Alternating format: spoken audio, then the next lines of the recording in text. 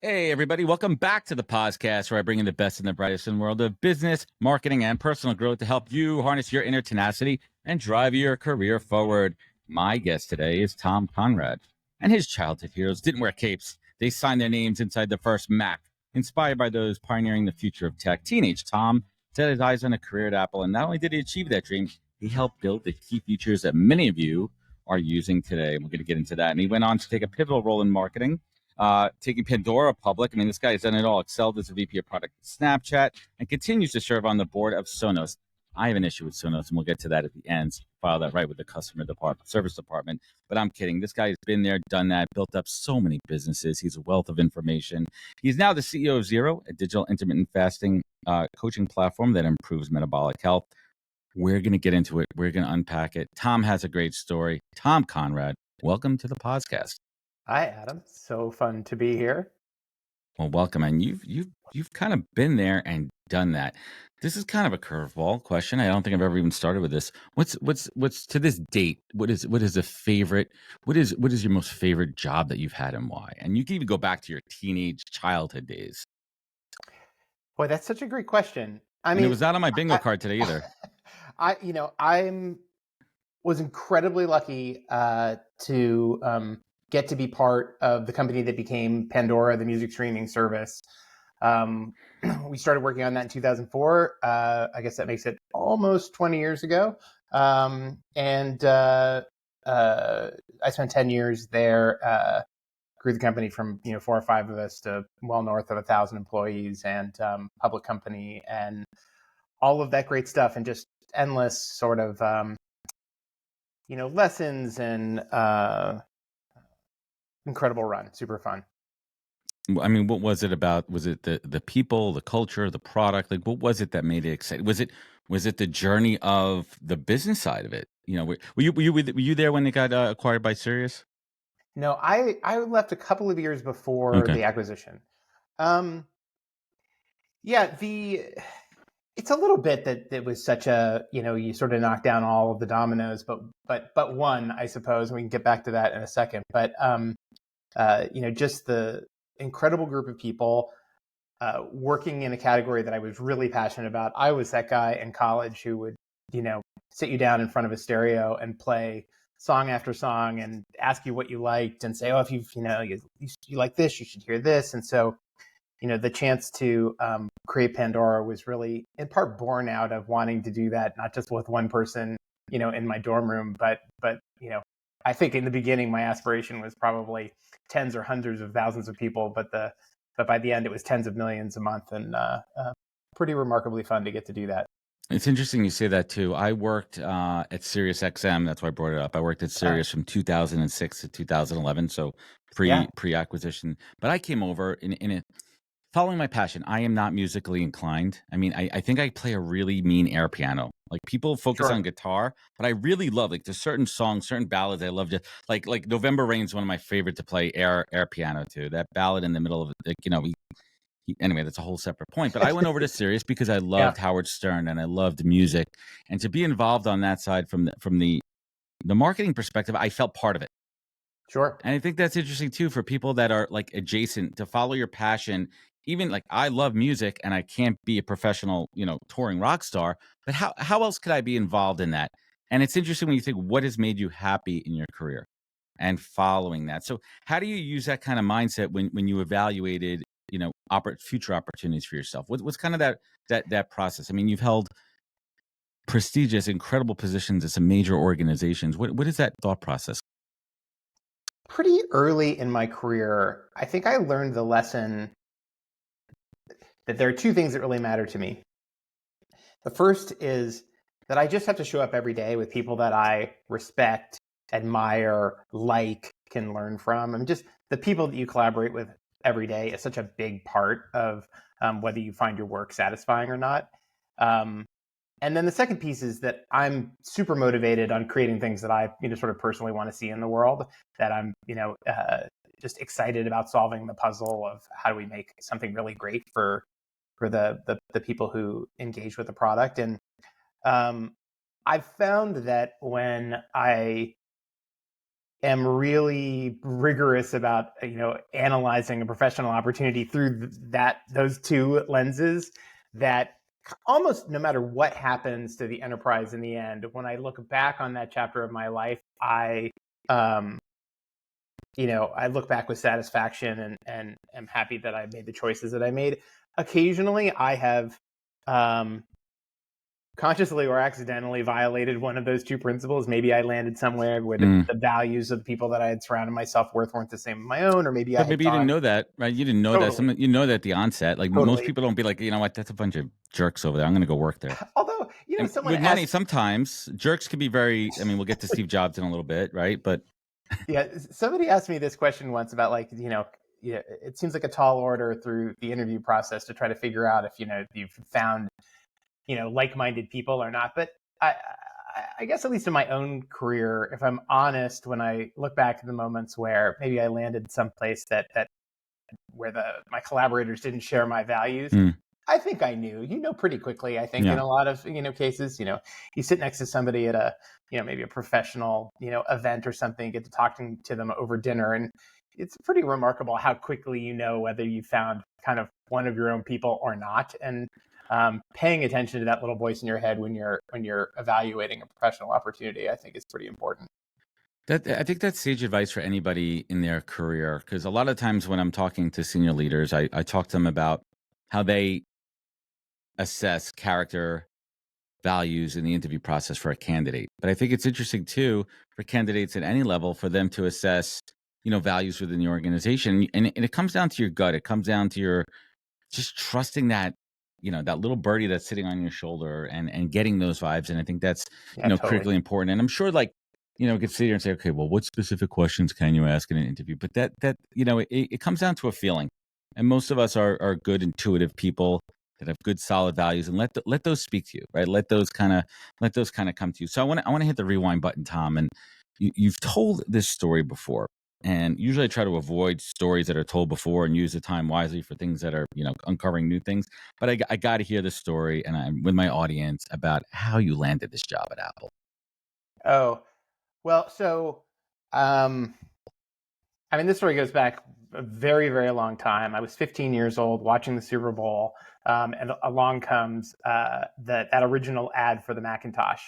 The girl with the hammer running through the dystopian sort of scene, and I just became completely fascinated with the company Apple, with the Macintosh in particular, and I kind of, in very short order, my only ambition, I grew up in Columbus, Ohio. My only ambition was to, get a degree that could take me to California to land a job at Apple, which maybe doesn't seem like a particularly quirky thing to want to be when you're, today, but it was pretty strange back then. I think when I got to Apple, the entirety of the company was 10,000 people. The market cap was, hundreds of millions of dollars, not billions of dollars even.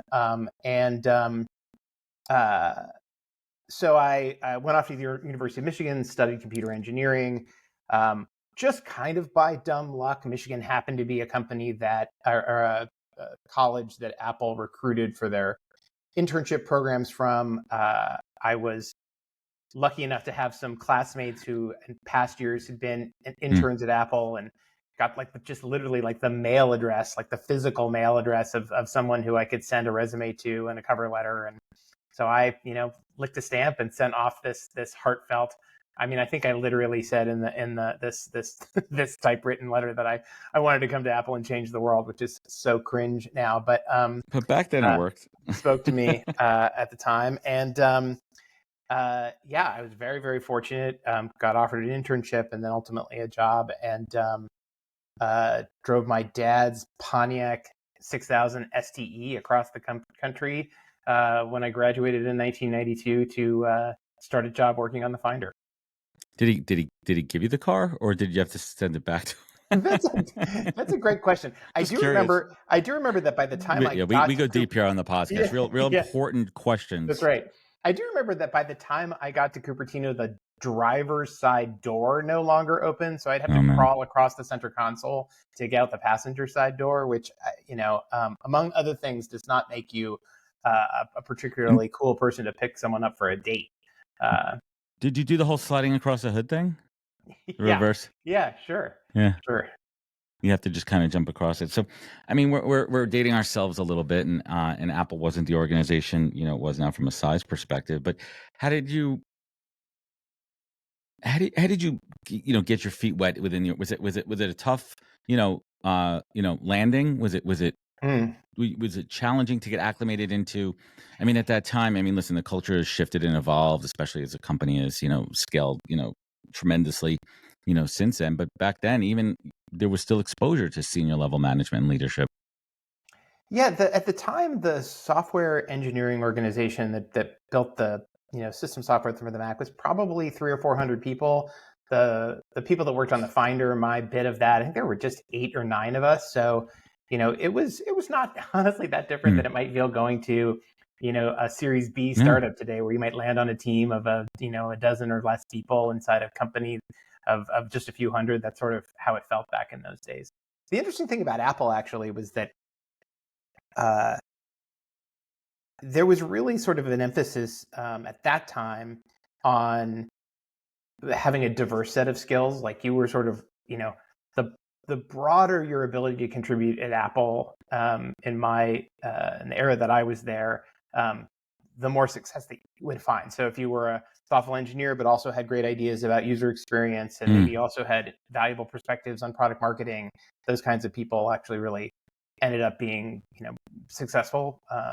Um, it was an interesting place, though, as a result, to be a new college grad, because Hmm. in my 4 years at Apple, um, incredible experience. But if I were to say that I had any critique of it, I sort of left kind of a mile wide and an inch deep with respect Hmm. to expertise. I wasn't particularly great at any one thing, but I had a lot of experiences across a wide breadth of areas of contribution. And it really wasn't until my second job, um, where I was leading the team of developers for a video game called You Don't Know Jack, where I really became a sort of capable software developer, and simply because I just wrote a ton more software in that What job than I wrote at Apple. what was the decision to leave Apple like, and how'd you make that decision? Was it a tough one? Um, the thing that was hard about Apple in the period that I was there. So I was there in from 1991 to 1995. That was the era where Steve was gone. Hmm. We shipped System 7 and System 8, and we upgraded the sort of microprocessor architecture from the Motorola 68,000 to the PowerPC, Right. which was like kind of a technical feat that had never really been accomplished before in mainstream computing. Um, but I would say that Apple was not great at shipping software in the era that I was there. I was there for, like I said, 4 years, and some of the software I wrote in my first 90 days of the company didn't ship until after I left, so more than Hmm. 4 years later. And so I What was looking to kind of move on to something where I felt like I could do some work today and see that impact out in the world on a shorter time horizon. So looking back on it now, we're talking, 30 plus years since, right? Did I do the math right? 30 years since Yeah, Apple. unfortunately, I So, think it is 30 years. so Yeah. looking back, and it's kind of a tough question because time, space, technology has changed, but why do you think they were slow to ship? And you're saying it back then in the context of that current time, not Mm. like, hey, shit, 2024. I mean, we're shipping and things out in a day or two, right? Um, but why was it process paralysis? Was it overthinking? Was it perfection over action? Like, looking back on it with your experience now where you're sitting, how could they have done it better back then? Yeah, I do actually think back then there was a certain problem with sort of perfection over action, as you say. I used to joke that like Apple was the only place in the world that a vote of 1,000 to 1 was a tie. Um, I like and I that.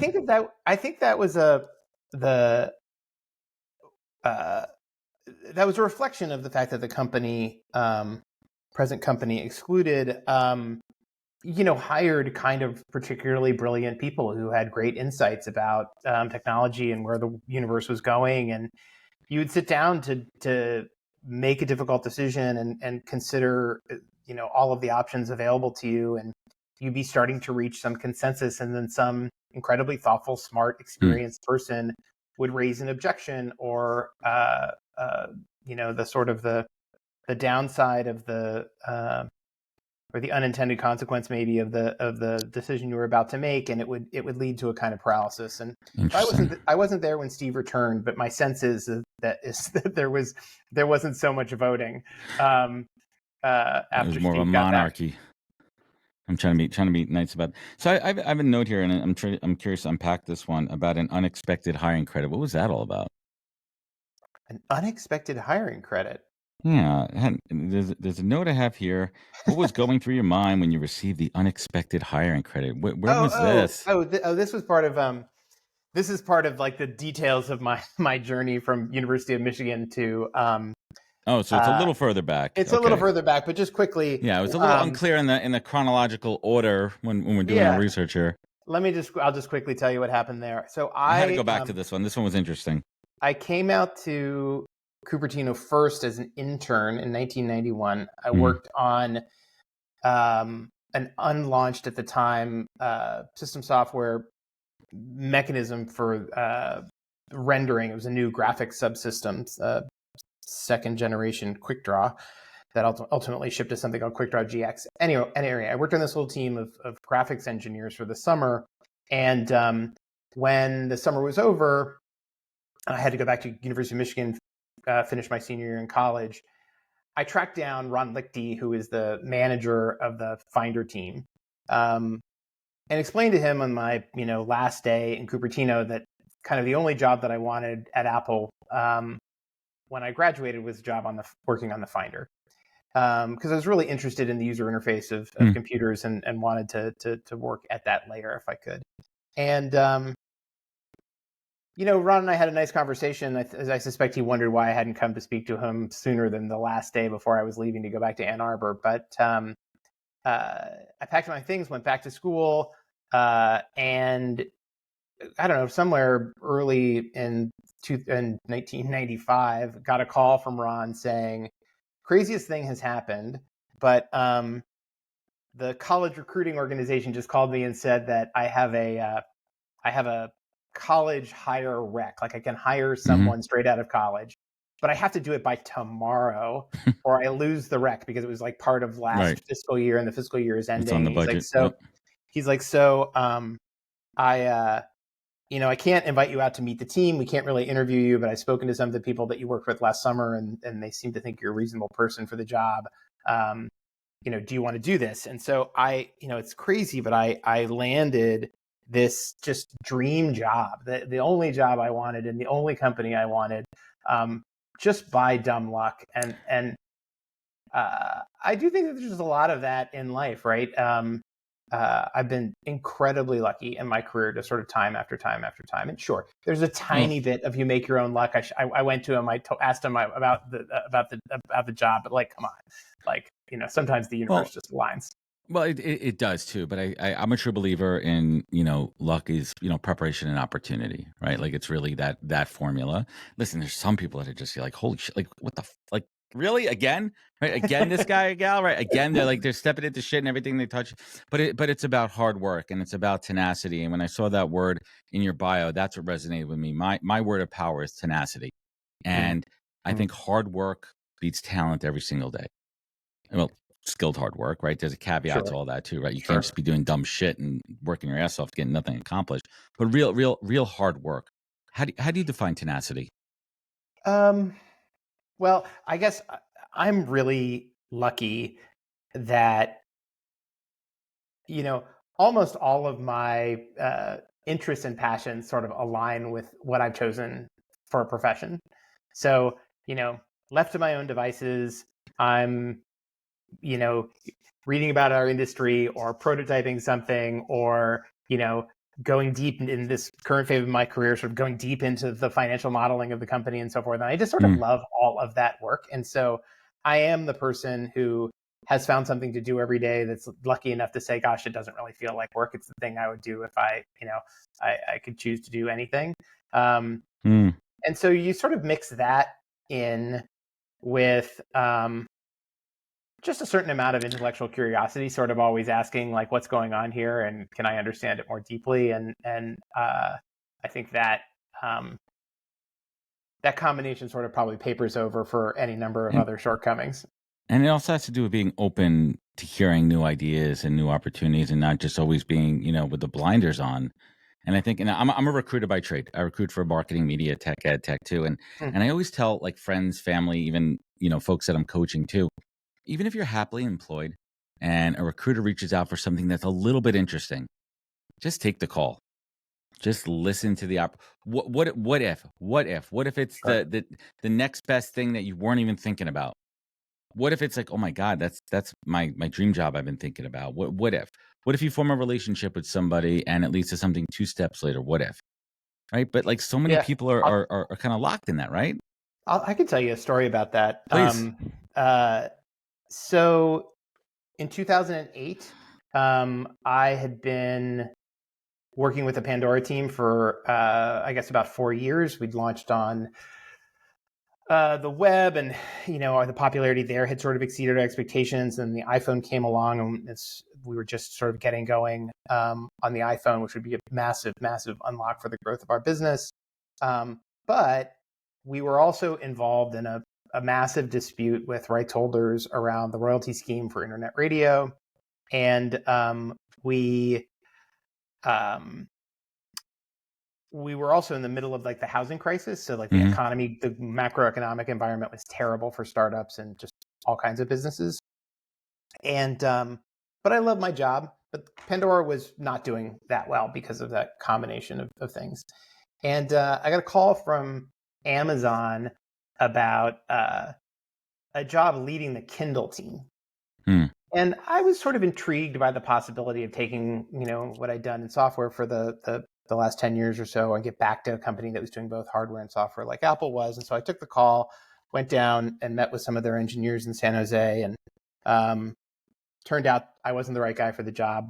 And the recruiter delivered that news kindly and then said, but we are, we're working on a strategy for music at Amazon, digital music at Amazon. And this is 2008, so they're still selling a gazillion CDs, and digital music is still sort of in its infancy. And they said, why don't you come to San Francisco and start, build up a team, a sort of tiger team to innovate in digital music for Amazon. And I came back home and talked to my girlfriend about it and was like, I don't want to do this. I have the only job in digital music that I want. And, I don't think I want to be in San Francisco while the center of action for Amazon is up in Seattle. And she's like, you know what? Get them to give you an offer. And I'm like, boy, I don't know. I'm not going to take it. It just seems like I'm wasting their time. She's like, you should really do it. You should get them to give you an offer. So she talks me into it. I get them to give me an offer in writing. Offers pretty dramatically more lucrative, both in the short term and potentially the long term than anything I was seeing in Pandora. And so we have another conversation with her, and she says, and I say, I'm done. Like, I'm not. It's a lot of money, but like I have the job that I want. You didn't feel it, yeah. I didn't feel it exactly. And she says, talk to the people at Pandora about the offer. And I'm like, I'm really close with the CEO and the board. I know that they treat me equitably. I know that if there was room for them to make a change to my compensation, they would have done it already. I'm not going to go and have this implied threat that I'm going to leave over this. She's like, you really, would have a conversation with them about it. So I again reluctantly go and sit down my next one-on-one and say, I'm not going to leave, but I've had this conversation with Amazon. The economy is terrible, and we're in this fight over music royalties, and it is it's pretty eye-opening, the kind of compensation that's out there at these bigger companies. I know we're not in a position to pay at parity with Amazon, but I thought I'd at least talk to you. Right. Stumbling over myself to just sort of apologizing about even bringing it up. Long story short, the board made a really dramatic change in my equity position in the company as a result of that conversation. There was one of those things is truly, truly life-changing, just changed the outcome from Pandora from being, sort of one thing to another for me. And so I took 2 lessons from that. One is there's certainly nothing wrong with like testing yourself in the market to seeing what's out there. And so, people who work for me come and have, similar questions about their compensation. I work really hard in the companies I'm involved with to have a really thoughtful kind of compensation philosophy and strategy and benchmarking. And so you can have like a really detailed conversation about like Right. So where it's the not just numbers. pie in the sky. It's not just, Exactly. like, listen, there's benchmarking, there's All of salary that. bands, there's, retention. There's a lot that goes into it. And I think a lot of folks don't realize, Yeah. We do, especially, I was just gonna say, we're just 15 people at my company today, right. and we do all of that. Right, but We you're do, bringing that wealth of experience, but yeah, a lot of startups and other ones don't have that. And when I'm recruiting, I have the conversation with candidates. I'm like, listen, I'm very clear to you in the upfront what the budget is, and there's a reason there's a budget. yeah, Now, listen, are there outliers out there? If you come to the table, there might be a little bit of wiggle room here or there, but it's not. There's parameters. There has to be parameters. yeah. There's also equity. There's pay. There's pay equity across All the of those board, things. Yeah, right? And totally. I think it's hard for people to listen. Not every company can pay the same. You can't go from Yeah, a there's large that too. enterprise Of course, organization to a startup that may not be funded even a fraction of that and expect to get the same. So you have to think about all the other variables. totally. So I think if you're fortunate, you work for a company that has a really thoughtful, consistent compensation philosophy, and so you can have a conversation with the person that you work for about how you fit into that strategy and where you might go over time. I think you can absolutely go out and test yourself in the market and find out like what other companies might be willing to pay you. And then I think the other thing that I took from the experience is that the person that I worked for, a guy named Joe Kennedy, our CEO at Pandora, just the greatest leader that I've ever, got to work with. And I've worked with some incredible people through the years. And I think he really did care about me and my success, financial and otherwise. But at the end of the day, there's an awful lot on his plate. Right. And the only person that's really looking out for you is you. And Of course. I think the other lesson I took away from that is that, as long as you engage in the process constructively and respectfully, you're likely going to end up in a better spot over time if you're I think that's fair. if you lean in a little bit to the topic of am I being fairly compensated? Tom, what made him a great leader? Kind of glazed over that. What made him such a great Joe, leader? So Jim Collins, famous business book, Good to Great. He talks about different levels of leadership as you sort of progress from a new manager to a seasoned executive, and like in the best of scenarios, like the journey you might go on as a leader. And he talks about level 4 leaders. He says that level 4 leaders are this beguiling combination of indomitable will and no ego. That everything is done for the good of the company and not for the aggrandization of the aggrandization. I'm not sure that's a word, but We'll go with it. Of the executive in question. And Joe was just the is that servant leadership? The most perfect right? aspirational kind of exemplar of that I've ever encountered. It was incredibly smart, incredibly diverse set of capabilities. Could do almost everybody around the leadership team's job better than they could do it. Super leaned in, hardworking, but just met every day, completely ego free. He could do all of our jobs, but he never tried to do our jobs. He, whenever there was a kind of a question of how the company would present itself in the world, he was the first person to say, who's the right person around the table to be out there as the face of this thing that we're doing, as just one kind of example. Incredible human being, just the best. It's interesting. I mean, there really is this model of servant leadership too. But going back to your career, I mean, you've had incredible trajectory and track record of success, but there had to be those failures in there. And I think the hallmark of almost every great leader is a failure, because a failure humbles you. It's a lessons learned. What has been that big failure for you? That one you want back? Yeah. Mulligan. Gosh, I mean, you have those I suppose in some ways you have those every month, you have those every Every quarter, day. these things you look back on exactly and just go, gosh, man, how did I get that one wrong? Um, uh, I mean, we can talk about these, but I've been involved in a couple of super big, like headline level notable failure companies. Let's go for Um, the full Phoenix Rises. yeah. So I'll enumerate them, but then I'll come back to another one, and then we can turn if you want to. So I led engineering at pets.com, the infamous like poster child for excesses of the .com era back in 2000. That was a big one.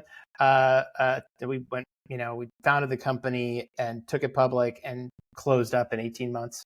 And then just very recently, although it's hard to believe, but it's been almost 4 years. I was the head of product for Quibi, the infamous short form video service that launched during the pandemic. Oh, yeah. That Jeffrey Katzenberg and Meg Whitman headed up. And that was another sort of headline level Where did failure this for me. embark with Quibi? Was it the market? Did they misread the market? Were they too did they think that the product couldn't fail? These are great questions. What could you say legally? No. I think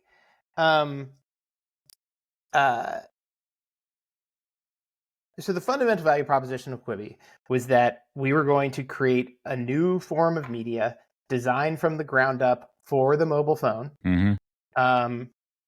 So that all of the content on the platform would be created knowing that it was going to be consumed on a phone, not in a theater, not on a television, which meant everything from, maybe vertical video to, all of the sensors, and you're connected to the internet. I mean, there's just a lot of things you can do. So that was like component one. And then the second component was that we were going to tap into the creative capability of Hollywood. So traditional sort of Game of Thrones level production investment to build out the content for the platform. And well, you had the experts, right? I mean, you had the best in class. We had some incredible people. Jeffrey was certainly the name on the masthead, but the content team was just like from top to bottom exceptional. And we raised a bunch of money to make the content, and we made, in anticipation of launch, we made 70 shows, which is more shows than all the network television studios make, in a year combined. And I think one problem was that even though that's a ton of content by one yardstick, it's not very much content in a world where the expectation is infinite variety, tailored to every taste. And so I think to satiate the particular desire that we have when we take our phone out of our pocket to fill those in between moments, I think we've become used to, thanks to first YouTube and then TikTok and now Reels, that we can really get to content that's very, very specific to our taste. We've niched down a lot. And I think that the formula that I described, new form of media, bespoke capabilities, only present on the Quibi platform, married to the Hollywood apparatus, just meant that you were going to have to spend not $1 billion making content, but maybe tens of billions of dollars making content if you wanted to build a big enough library, right? Which I think you take that and you combine it with the fact that we launched literally on the second week of the pandemic, where everyone had gone from always on the go to not on the go at all. Timing was off. Our timing was not great. And then there are, of course, a whole bunch of other things that we did. Not least of which is I think we got out over our skis on sort of telling the world about how important we were before we had demonstrated that to anyone. Well, that's a key thing, and leaning at the end of that last comment there, in a broad stroke, without naming names, but like at the highest level, did these folks take accountability for their loss? Ownership? Did they take ownership and say, "Yep, we missed the mark. We fucked up"? Yeah, I think. I mean, I can't speak to every last person in the company, of course, but I think broadly, I think if you talk to, certainly, I think we made big mistakes. On my end, I spent a lot of our time and energy before launch building out what I perceived to be sort of table stakes features. But and probably didn't make a big enough investment in differentiating features. So there's a lot of talk about how we are going to enable this new kind of media purpose built for the phone from the ground up, and there just wasn't a lot of proof points of that vision in version 1. We had a roadmap ahead of us that I think would have demonstrated that over time. But version 1, looked an awful lot like, Netflix, on your phone with a few tricks up its sleeve, which I don't think was enough to move the needle, right? To move the needle, and that was, that prioritization was certainly on my watch and my fault. Interesting, and I think that's another great mark of great leadership is accountability, because it sets the example for the team that it's okay to, as long as you're learning and you're talking about it, and you're open. I want to talk a little bit about Snapchat for a little bit and get your perspective. I have a 12-year-old daughter, and she's on it. Well, she was not on Snapchat. We'll tell the other one, the TikTok, but it's basically the same thing. Like,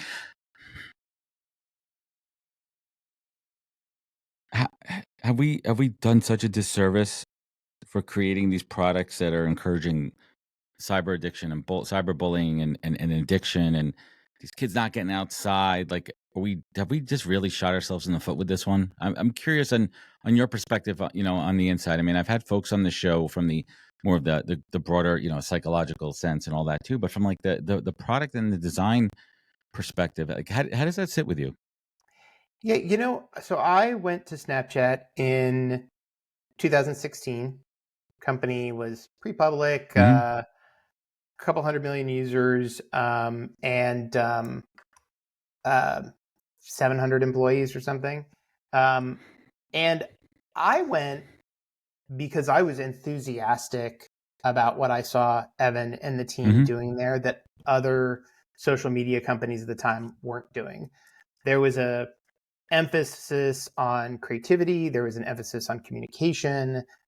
There was an emphasis on presenting sort of the authentic self, not this sort of very manicured thing that you might have done on Instagram at the time. The sort of the native ephemerality of the platform, I think, in its best use, was designed to allow you to be in the moment yourself and know that there wasn't this sort of permanent sort of artifact being left on the internet. And certainly my experience of Evan and the way he led the team was that he was really passionate about all the things that I just described. And, when we were building new features, he would always encourage an active conversation before launch about, how can this feature be misused? How will it make people feel? How will it, how can it be used for bullying?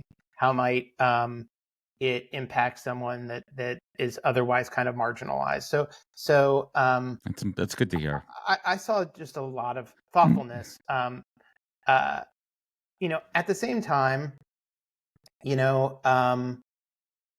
by the end of my stint at Snapchat, this wasn't so much about Snapchat, it was really about the industry at large.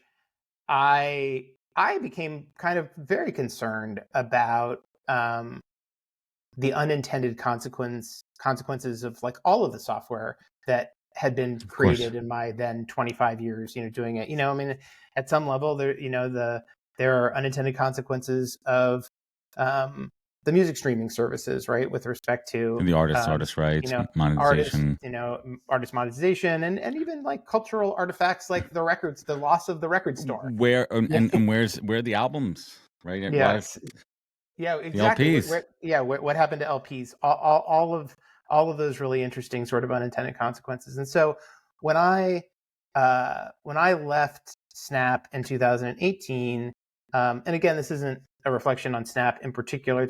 It's part of me just reflecting on my career and the things that I had built broadly. I thought maybe I was done making software. I thought maybe I would do something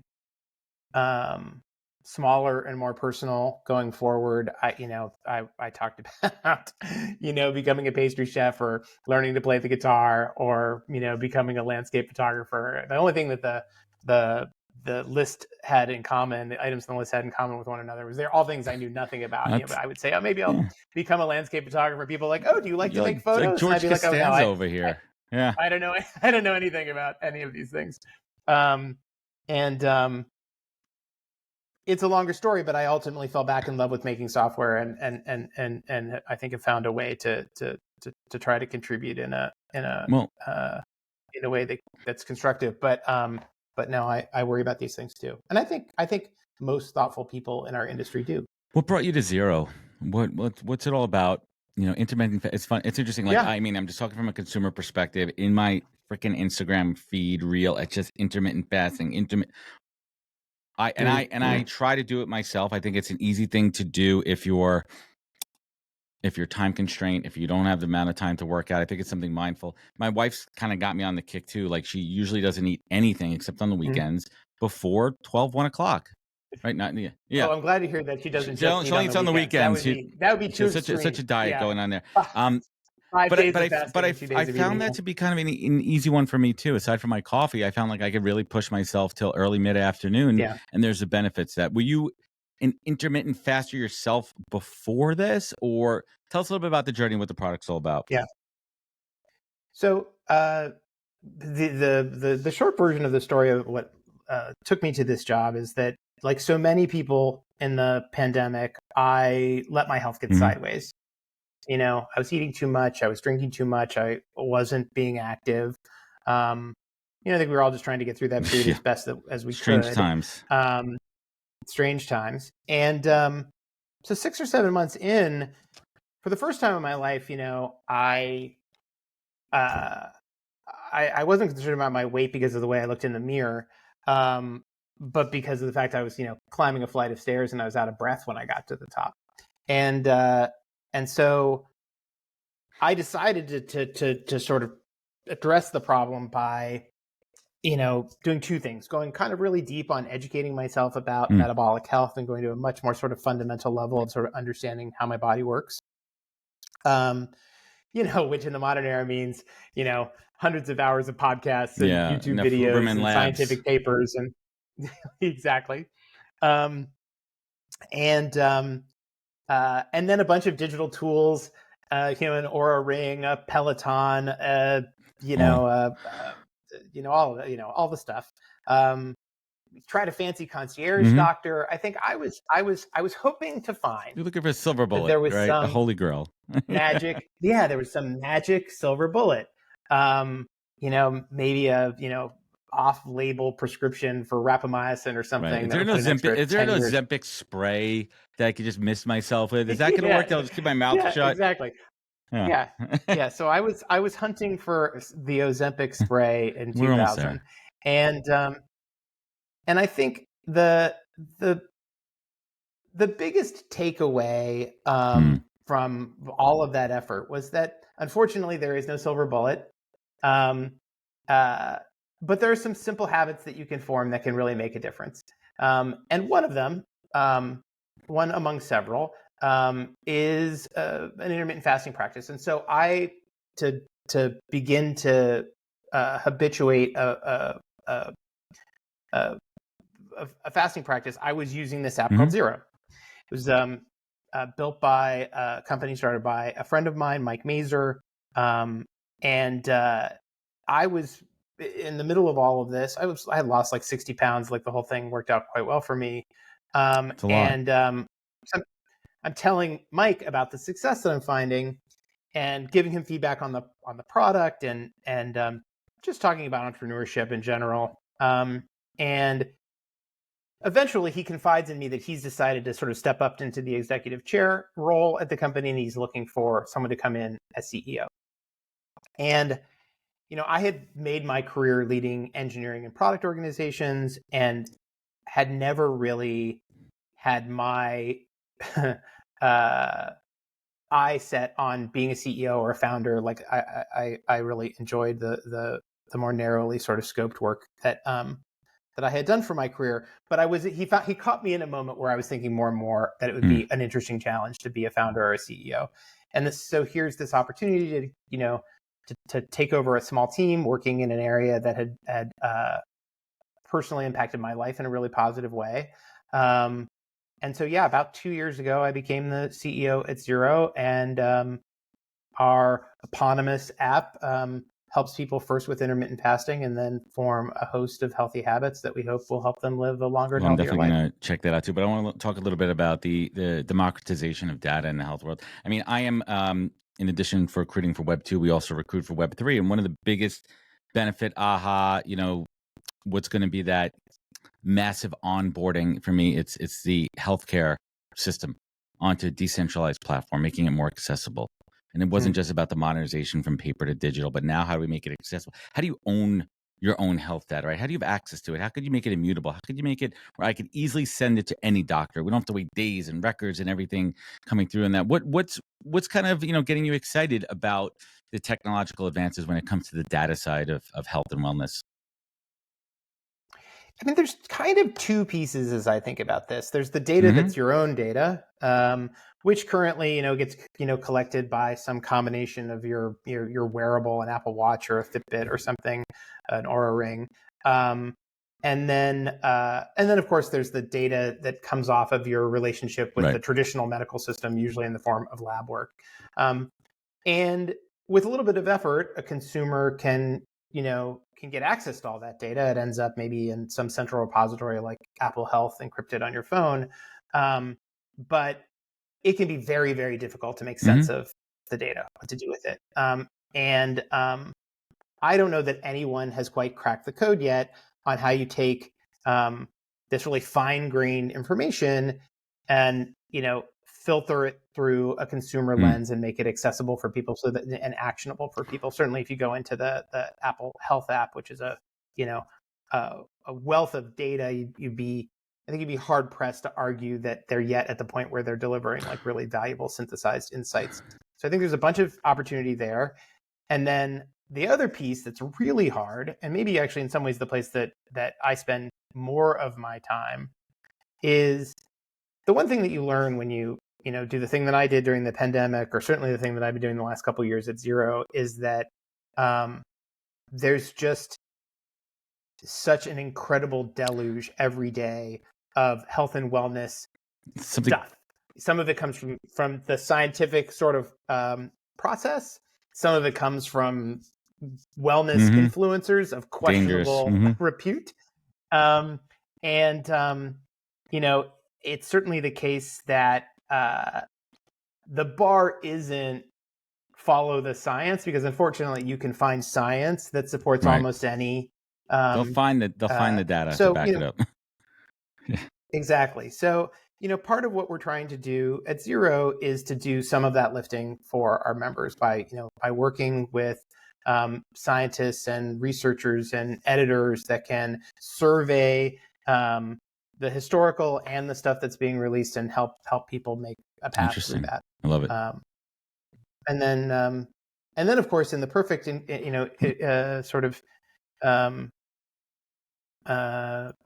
incantation of this, you bring those two things together. You bring your personal data that's coming from your wearables and from your lab work and so forth, and sort of filter it through the latest credible research and thinking, and get to something simple and personalized. And in time, that's what we're trying to do. It sounds like you're really bringing it back to the beginning, following your passion with your experience, the tech that you love to do, and following your purpose there. But what's keeping you up at night with this company these days? What is keeping me up at night? Well, any young company is just it's a every day it's sort of hand-to-hand combat on on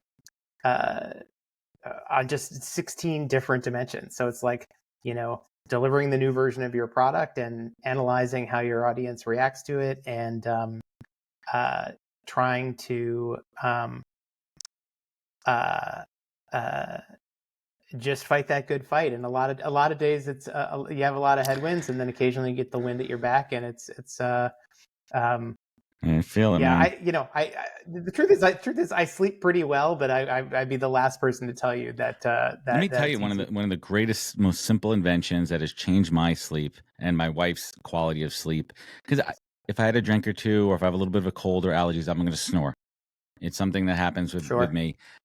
These nasal breathe right strips are game changers at night. It opens up your Interesting. airways. I sleep better. She sleeps better than, and you get a pack of 50 of them for like $5, and it's such a simple. And the first night I wore them, I was like, this is a little I bit love that. uncomfortable, but now I wear them maybe 3 or 4 nights a week. And sometimes it's not always the high tech, sometimes it's the low tech. Problem: Yep. people having Yep. difficulty breathing. Solution: metal with adhesive to and that's Yeah. it. It's simple. So let's bring it home here. Tom, this has been a fantastic conversation. I love to ask my guests the last 2 questions because for me that's the masterclass, right? It's how do the last 380 people over 5 years have answered this question differently, and it's created this incredible collective of answers. So Tom, what is that greatest piece of advice that you've ever received that you take action on daily? The actionable advice, not the the Gandhi pie in the sky golden rule kind of stuff, but what is it? What is that daily mantra? I mean, I really do. It comes back to the example set by Joe Kennedy for me and our decade of collaboration together at Pandora. I I try to show up every day and do the work, lean in, fix the screen door when it's broken, without anybody asking. Greet every challenge with intellectual curiosity and hard work. I fail as much as I succeed at that, but that's my goal.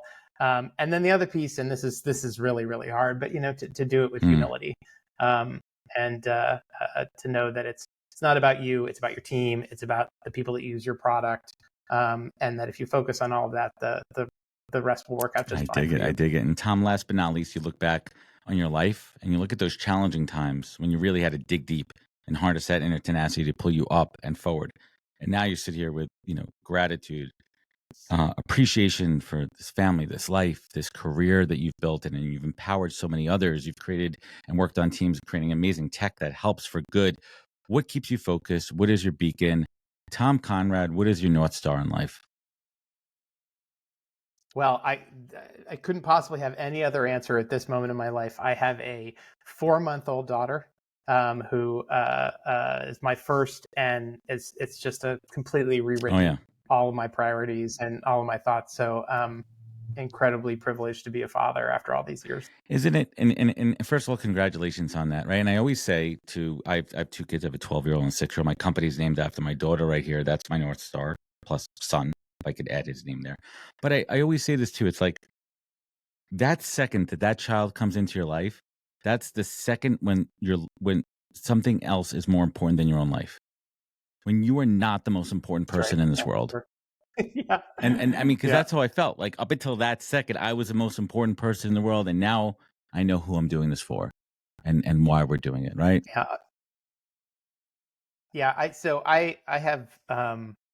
I have tremendous empathy for all the people who decide to not have children. I was one of those people for most of all of my life, but the last year or so, and so setting aside the incredible life that you can have and not be a parent.